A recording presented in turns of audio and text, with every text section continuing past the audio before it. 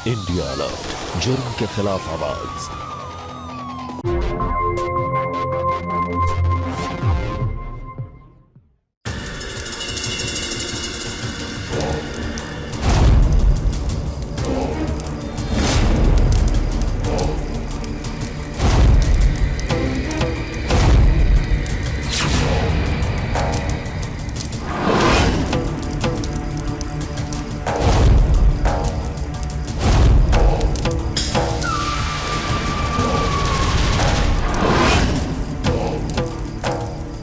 आहुति देने का समय आ गया है। पहली बार मानव अंगों की आहुति दी जाएगी इस हवन कुंड में।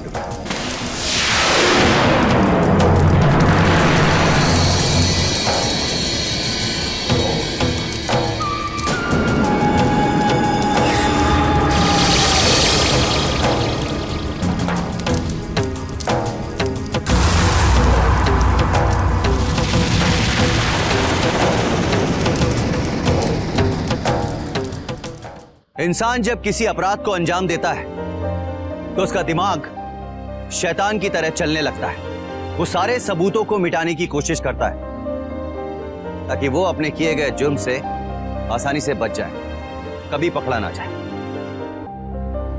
अभी आपने जो देखा वो एक ऐसी ही घटना थी जहां किसी की हत्या करके उसके शव के टुकड़े टुकड़े करके हवन कुंड में आहुति दी जा रही थी। ये एक ऐसा भयानक मंजर था जिसे देखकर किसी के भी रोंगटे खड़े हो सकते हैं। नमस्कार, मैं अमित पचौरी। क्राइम अलर्ट के आज के इस एपिसोड में हम आपको दिखाने जा रहे हैं अमानवीयता की एक ऐसी सच्ची कहानी जिसे देखने के बाद आपकी रूह तक कांप जाएगी। आखिर कौन थी ये औरत और ये लड़का जो एक शव के टुकड़े टुकड़े करके हवन कुंड में फेंक रहे थे? और वो कौन था जिसकी हत्या हुई थी और उसका इन दोनों से क्या संबंध था? और ये पंडित, ये इनका साथ क्यों दे रहा था? आइए दिल दहलाने वाली इस कहानी को जानने के लिए चलते हैं कुछ समय पहले।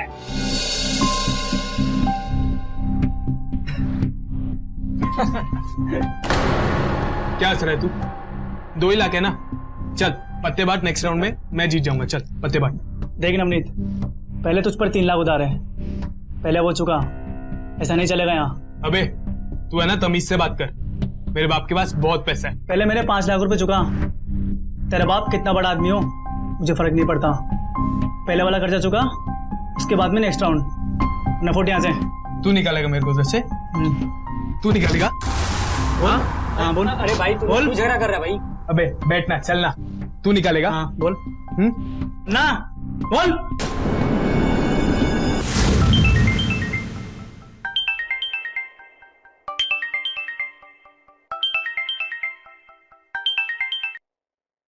हेलो, क्या? मैं आती हूँ।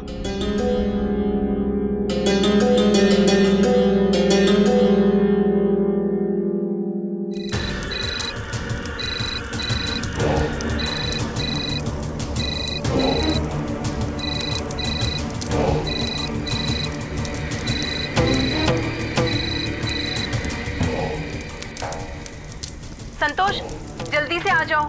नवनीत ने किसी के सर पे बोतल फोड़ दी है, मैं अकेली नहीं जा सकती हूँ। मैं पहुंचता हूँ। हाँ ठीक है।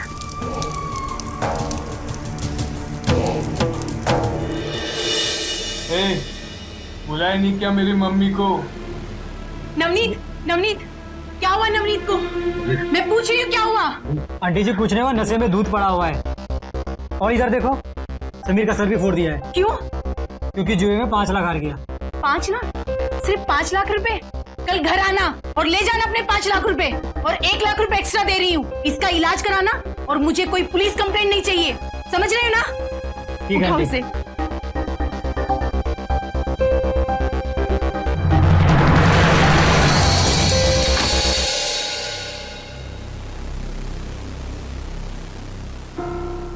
आराम से, आराम से।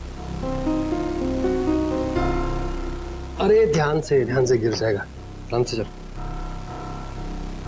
तू ही मेरा असली दोस्त है यार। मतलब इतनी रात गए तू सिर्फ मेरे लिए आया। थैंक्स।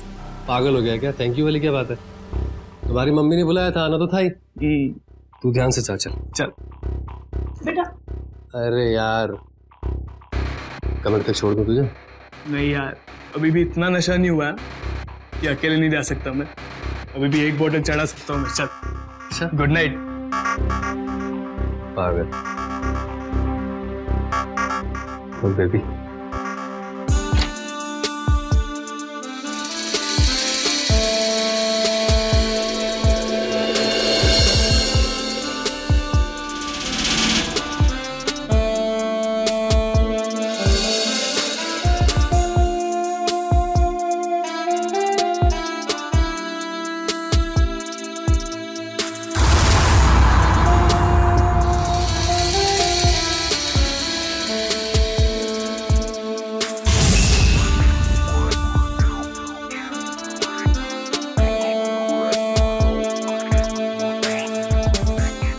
तुम्हारा बिजनेस सेट हो गया? नहीं, अभी और पैसे लगेंगे। कितने पैसे लगेंगे? 50 लाख रुपए और चाहिए। सिर्फ 50 लाख?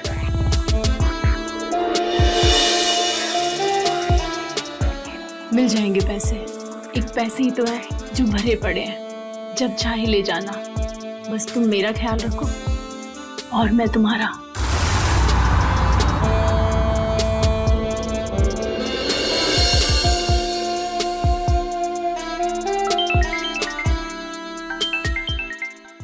किसका फोन है यार? आ गई याद आपको बीवी की? अरे कैसे नहीं आएगी याद भाई? आप वहाँ दुबई में हमें याद ही कहाँ करते हैं। बीवी की याद जाती ही कब है मुझसे? बस बातें मत बनाइए आप। अच्छा ऐसा है, मैं परसों घर आ रहा हूँ। क्या? अरे वाह, ये तो अच्छी बात है। अच्छा नवनीत कैसा है? पढ़ाई पर ध्यान लगा रहा है या? अरे आजकल आपका बेटा काफी पढ़ाई में ध्यान दे रहा है। ये बताओ क्या लेके आऊँ दुबई से तुम्हारे लिए? बस कुछ नहीं, आप आ जाइए। I love you. I love you too baby.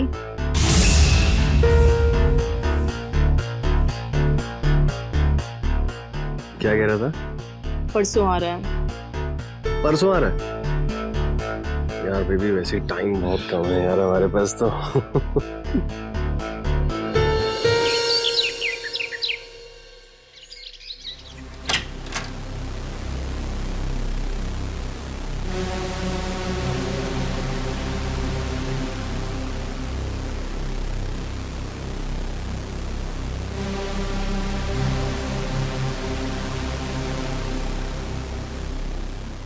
जाऊं?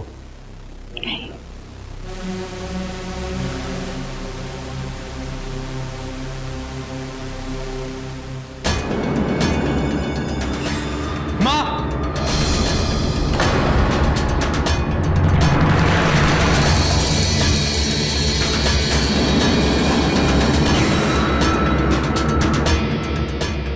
जाओ, मैं संभालती हूँ।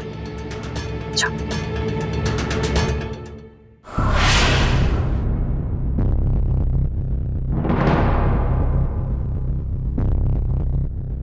ये क्या चल रहा है सब? पापा के होते हुए आप किसी और लड़के के साथ? क्या इतना गिर गए आप? आराम से बात कर, गुस्से में कुछ भी अनाप शनाप मत बोल। अरे यार, आपको तो माँ कहते हुए शर्म आती है मुझे। मैं ना पापा को। पागल मत बनो। ये जो तेरी अय्याशियां चल रही है ना, मेरे रहते हुए चल रही है। तेरे बाप को नहीं पता है तू क्या करता है। जो पैसे आ रहे हैं ना, वो भी आने बंद हो जाएंगे। अब मुझे ब्लैकमेल कर रहे हो? हाँ कर रही हूँ। तो जाके देख कौन आया। और बाहर वालों के सामने ना कोई हंगामा मत करना। चल जा।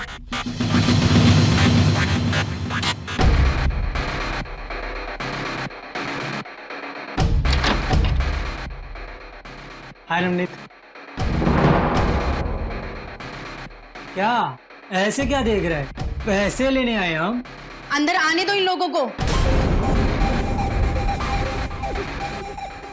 चलो।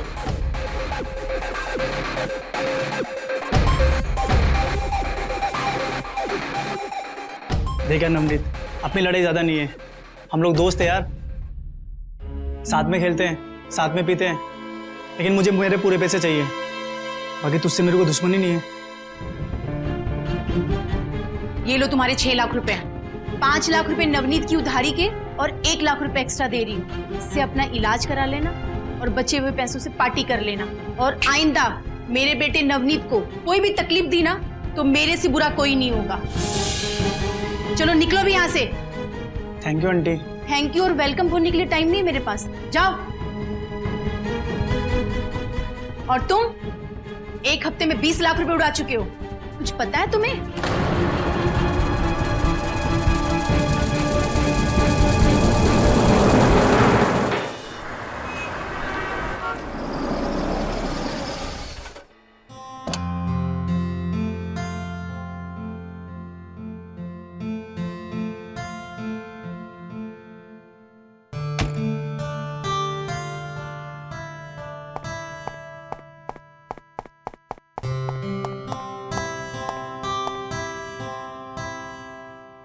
कैसी हो तुम? मैं अच्छी हूँ, आप कैसे हो?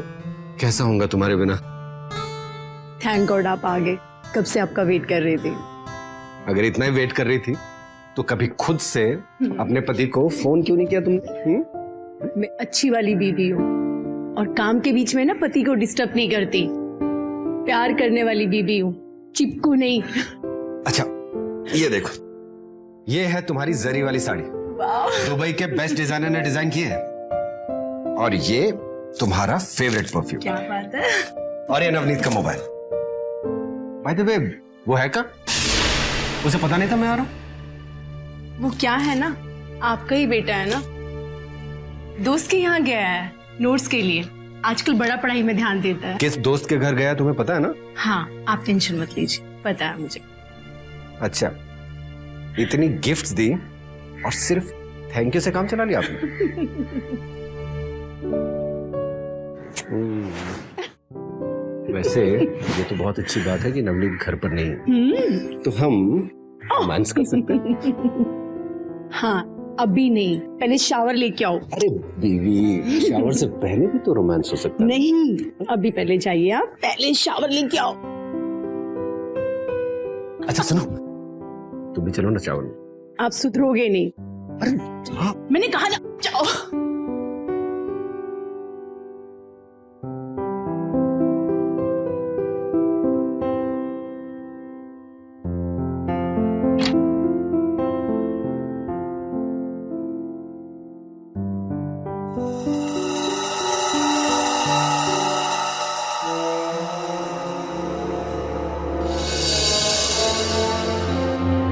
अरे तुम बिना कॉल किए क्यों आ गए? अरे तो इतना हैरान क्यों हो रही हो मेरी जान? मैं कौन सा कभी कॉल करके आता हूँ?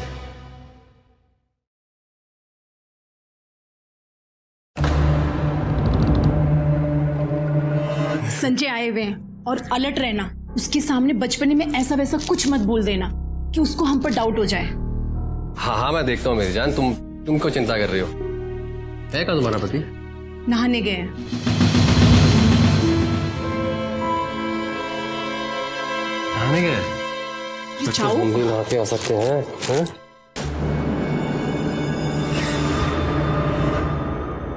जाओ तुम, जाओ।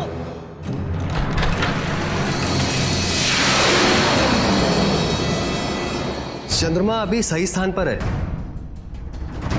और जो राहु का हल्का फुल्का प्रभाव था ना वो भी एकदम ठीक है।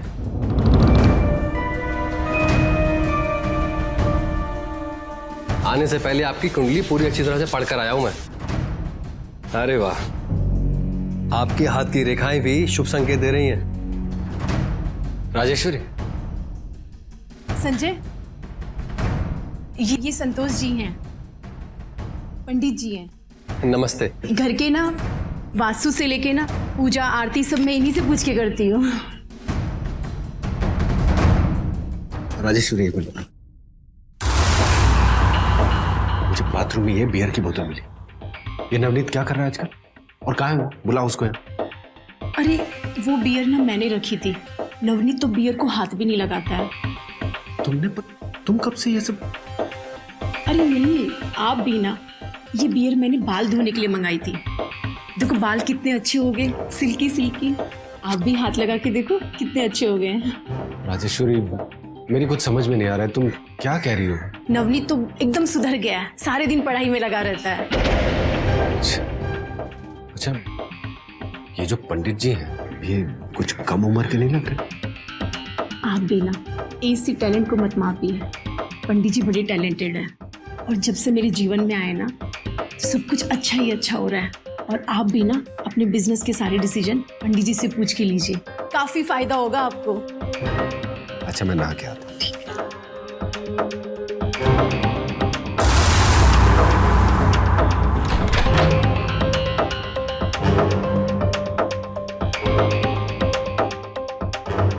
अच्छा, मैं चलता हूँ फिर।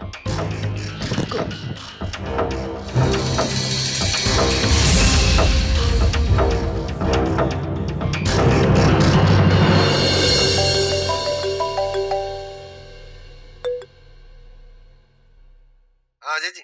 हाँ संजय जी बोलिए। आप ना मुझे कल सुबह मिलने आ जाइए। वो नए बिजनेस में इन्वेस्ट करना है ना, तो उसका हिसाब किताब देख लीजिए। ठीक है, मैं आ जाता हूँ। Okay, thank you. डार्लिंग, मुझे ना एक नया प्लॉट देखने जाना है, तो आधे घंटे में निकलूंगा, ठीक है? आज आप कहीं नहीं जाएंगे, मैंने आपका फेवरेट खाना बनाया है, कल चले जाना। ठीक है, नहीं जाएंगे। ऐसा कुछ अर्जेंट थोड़ी है। ये हुई ना बात। अरे डार्लिंग, ये नवनीत कहाँ रहता है आजकल? दिखाई नहीं देता। आप भी ना इतनी इंक्वायरी करते हो, आपका बेटा जवान हो गया, थोड़ा स्पेस दीजिए, आ जाएगा तो मिल लेगा आपसे। अरे स्वीटहार्ट, इसमें इतना इरिटेट होने की क्या बात है? अपना बच्चा है, कहाँ जाता है, क्या करता है, किससे मिलता है, हमें पता होना चाहिए ना। नहीं तो आजकल बच्चों को गलत दिशा में जाने में देर नहीं लगती, समझी? अच्छा बताओ, खाने में क्या है? चलिए चलिए।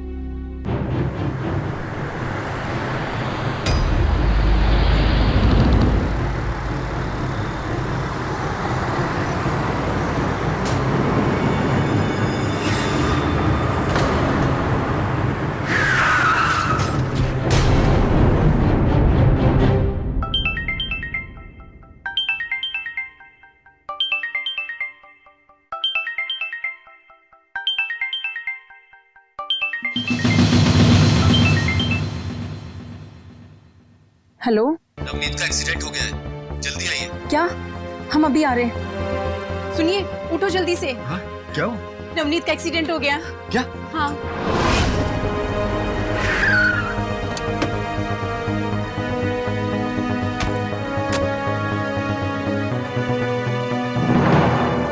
ये लो पैसे, जाके अपना इलाज कराओ और मेरे बेटे नवनीत पे कोई पुलिस केस नहीं होना चाहिए। पकड़ो।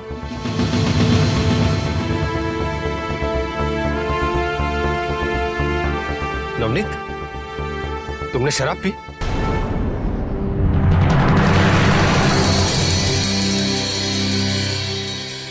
मुझ पे हाथ उठा के आपने ठीक नहीं किया डैड।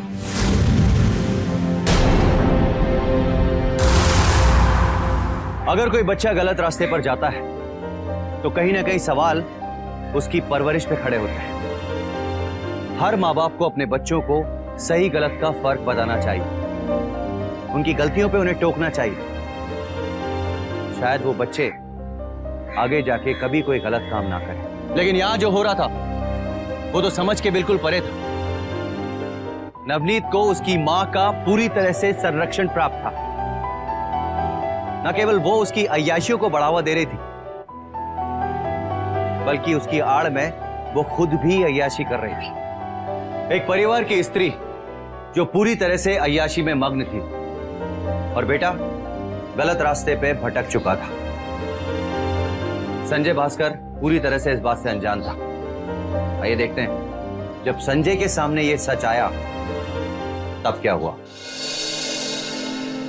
1 करोड़ का गफला? किसने निकाला ये पैसा? सर, ये कंपनी के अकाउंट से इस अकाउंट में पैसे भेजे गए। नाम है संतोष मिश्रा। संजय, ये संतोष जी हैं, पंडित हैं। नमस्ते। 60 लाख रुपए ट्रांसफर हुए इस अकाउंट में और पिछले 15 दिनों में मैडम ने 40 लाख रुपए निकाले हैं। ठीक है, अभी आप मैडम को इस बारे में कुछ मत बताना, जी। बाकी पैसा कहाँ इन्वेस्ट करना है ये मैं आपको बाद में बताऊंगा। जी। अभी आप जाइए। Okay sir.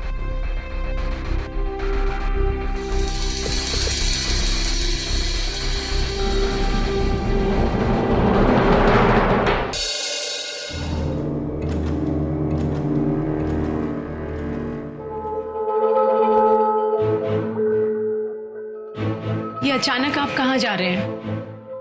मुझे दुबई में एक बिजनेस का जरूरी काम आ गया, जाना जरूरी है। अभी 2 दिन हुए हैं आपको आके, मैं नहीं जाने दूंगी आपको।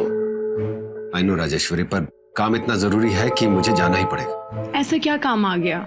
मैं तुम्हें वहां से फोन करके समझाऊंगा ना। अभी मेरी फ्लाइट है तो मुझे अर्जेंटली निकलना है।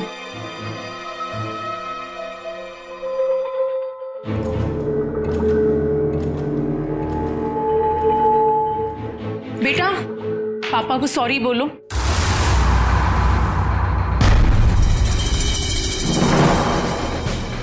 पापा जा रहे हैं, फिर पता नहीं कब आएंगे। सुनो बेटा।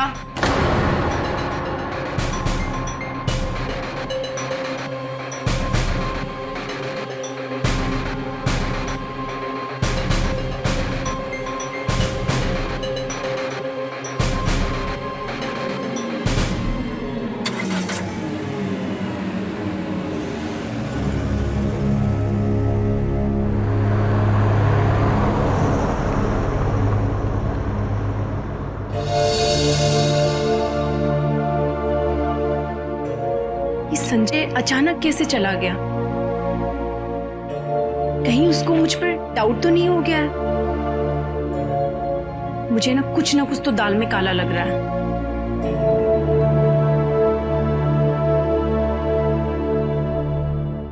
मैम साहब। सलीम, साहब को कहाँ छोड़ा? मैम उनको आज एयरपोर्ट ड्रॉप कर दिया, आज उनको फ्लाइट था ना। चलो ठीक है।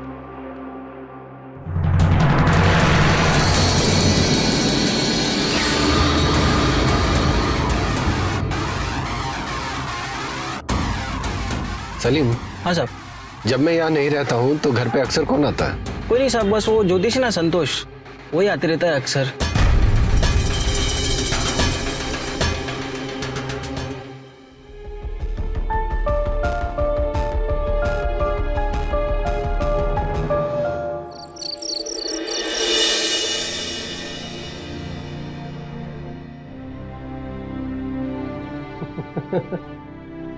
कहाँ हो यार तुम?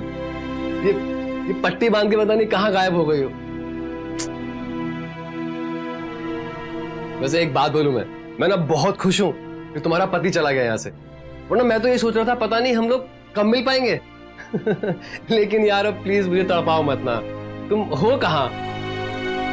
किधर हो? तुम्हें मेरे बदन की खुशबू पता है ना? हाँ बेबी, क्यों नहीं। तो फिर ढूंढो और फिर अपने दिल के अरमान पूरे करो। अरे क्यों तड़पा रही हो मुझे इतना?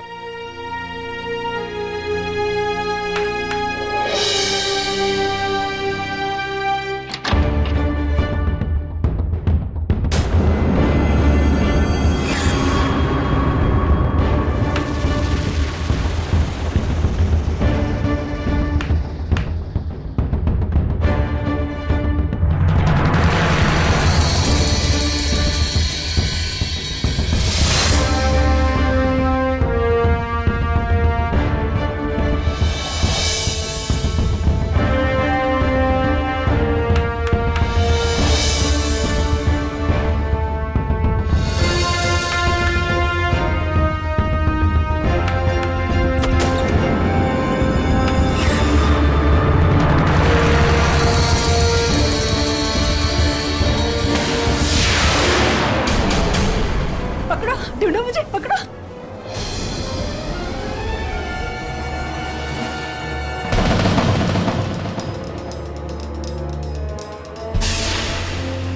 कहाँ हो? इतना क्यों तड़पा रही हो मुझे?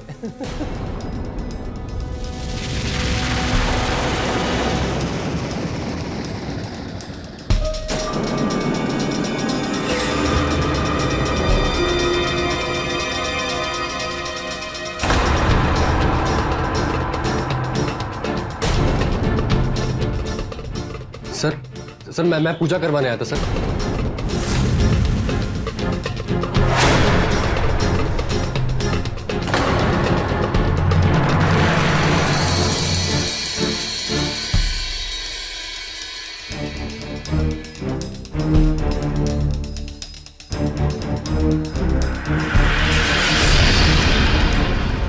यहां आकर कौन सी पूजा करता है ना, ये अच्छी तरह से देख लिया मैंने। अब निकल जा यहां से और दोबारा यहां पर दिखाई दिया ना तो जेल भिजवा दूंगा।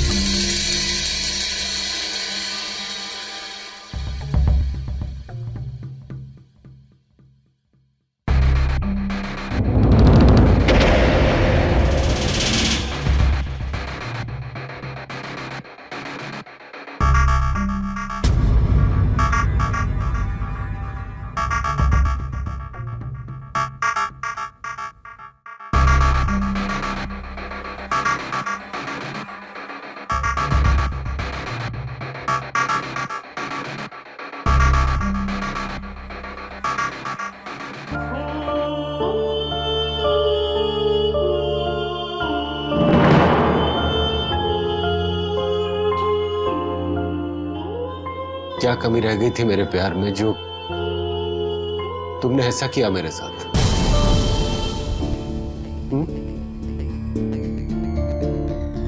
क्या कमी रह गई थी मेरे प्यार में? मेरे मेहनत से कमाए हुए पैसे को उस आदमी पे लुटाती रही और अपने बेटे को अय्याश बना दिया, बर्बाद कर दिया तुमने उसको। मुझसे अनजाने में बहुत बड़ी गलती होगी, सिर्फ एक बार माफ कर दीजिए।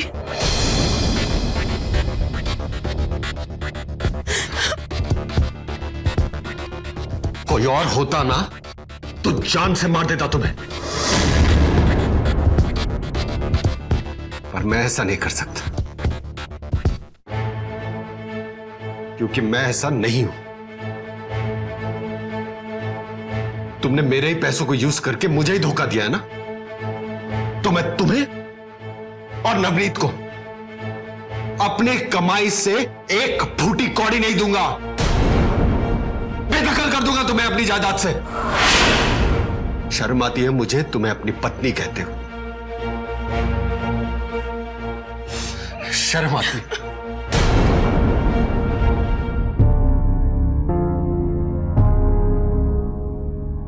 हेलो अजय जी। हाँ संजय जी। मुझे पता चल गया है कि मेरी बीवी ये सारे पैसे उड़ा रही थी। आप जायदाद से बेदखल करने वाले पेपर्स बनवाकर मेरे घर पे आ जाइए परसों। लेकिन सर, इतना बड़ा कदम उठाने से पहले एक बार सोच लीजिए आप। अजय जी, मैं ये सब उन्हें डराने के लिए कर रहा हूं, वरना मैं अपने बीवी और बच्चे के साथ ऐसा कैसे कर सकता हूं? हो सकता है इस डर से वो सुधर जाए। आज संडे है, आप परसों सारे पेपर्स तैयार करवा के घर पे आ जाइए। हो सकता है इस डर से वो गलत रास्ते पे जाना छोड़ दे। जी सर। संजय, आप मुझे जो भी पनिशमेंट दोगे वो ठीक है, लेकिन नवनीत को नहीं। नहीं राजेश, नहीं। अब सब कुछ ऑन पेपर्स होने वाला है। मैं न्यूज़पेपर्स में भी छपवा दूंगा कि तुम्हारा मेरा कोई नाता नहीं। मैं आपके आगे हाथ जोड़ती हूँ, सिर्फ आखिरी बार मेरी गलती माफ कर दीजिए। अब गिड़गिड़ा कर कोई फायदा नहीं, मैं फैसला कर चुका हूं।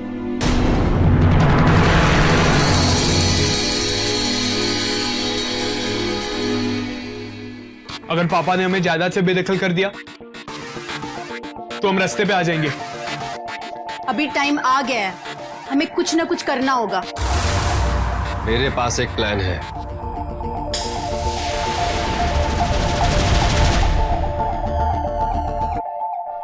अगर पापा ने हमें जायदाद से बेदखल कर दिया तो हम रास्ते पे आ जाएंगे। अभी टाइम आ गया है, हमें कुछ ना कुछ करना होगा। मेरे पास एक प्लान है।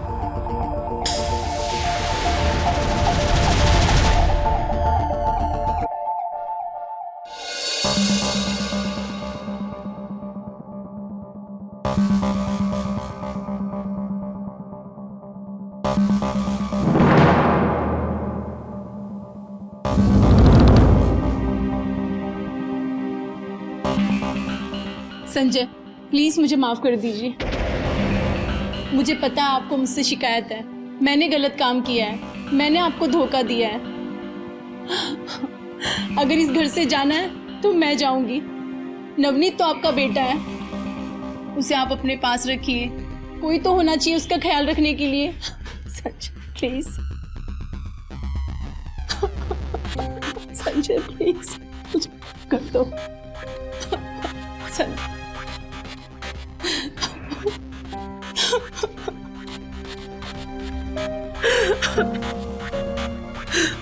राजेश्वरी, शायद गलती मेरी है।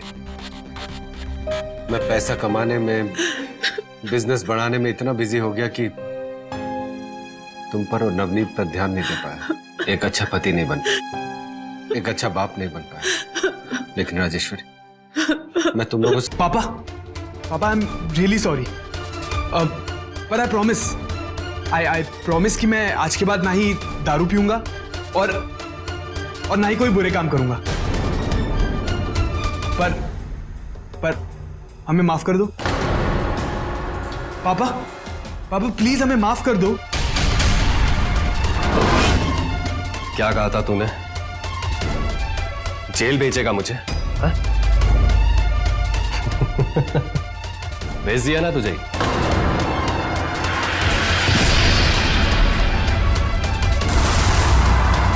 तेरे बाप के अंतिम संस्कार का वक्त आ गया है।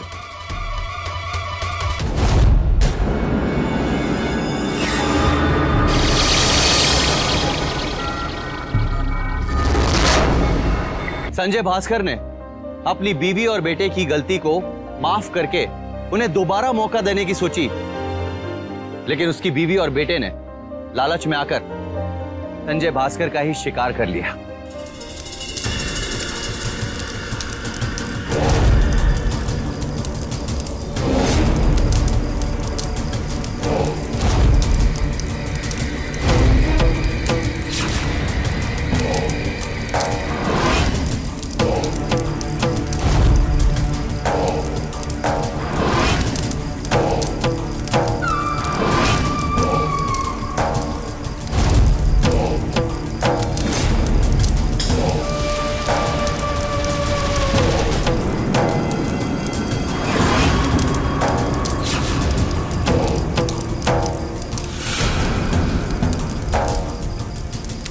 आहुति देने का समय आ गया है।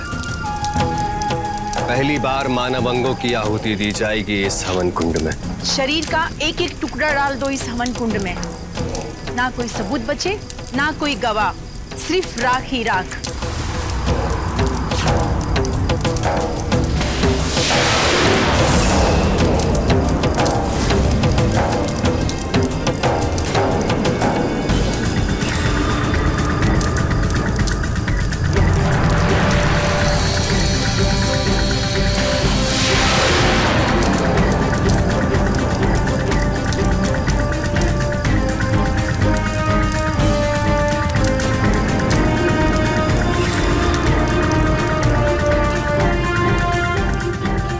आहुति देने का समय आ गया है। पहली बार मानव अंगों की आहुति दी जाएगी इस हवन कुंड में। शरीर का एक एक टुकड़ा डाल दो इस हवन कुंड में। ना कोई सबूत बचे, ना कोई गवाह, सिर्फ राख ही राख।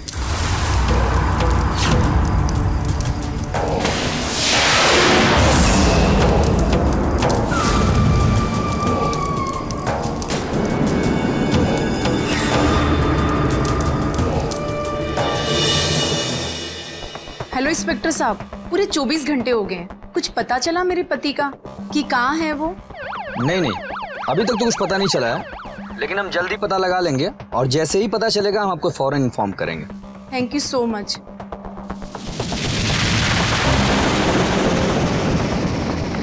देखा बेटा, अब इस जमीन जायदाद से हमें कोई बेदखल नहीं कर सकता और किसी को कुछ पता भी नहीं चला। अब ये घर, गाड़ी, बैंक बैलेंस सब कुछ हमारा है। अब तुम ऐश करो। अजय जी, आपके बॉस के बारे में कुछ बात करनी थी। पूछिए। वो लापता है और अभी तक वो कहीं नहीं मिले हैं। हमें लगता है उनकी जान को खतरा है। सर, वो अपनी बीवी उनकी बीवी का संतोष नाम के आदमी के साथ में अफेयर था। 60 लाख रुपए दे चुकी उसे। ये बात सर को पता चल गई थी। वो अपनी बीवी और बेटे को जायदाद से बेदखल करने का मन बना चुके थे। उन्होंने खुद मुझसे ये बात की।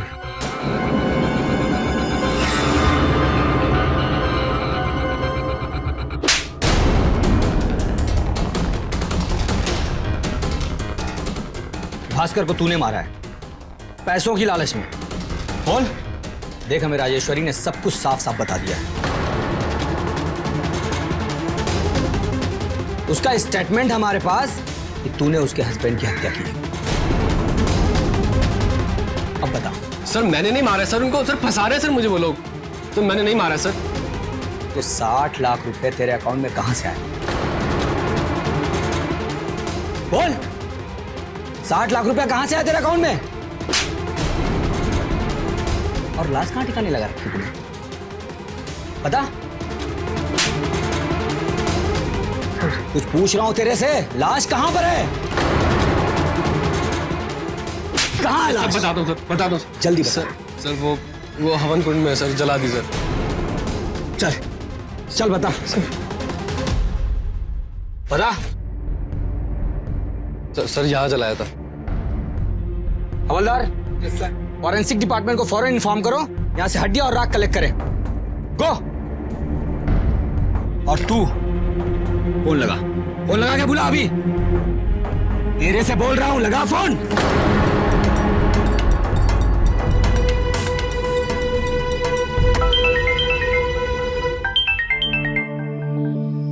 हाँ संतोष। मंदिर आ जाओ जल्दी से, रात को ठिकाने लगाना है। ठीक है, मैं आ रही हूँ।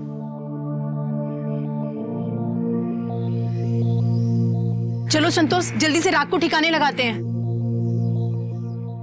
मैडम, हमें संतोष ने सब कुछ बता दिया है। You are all under arrest. चलो चलो।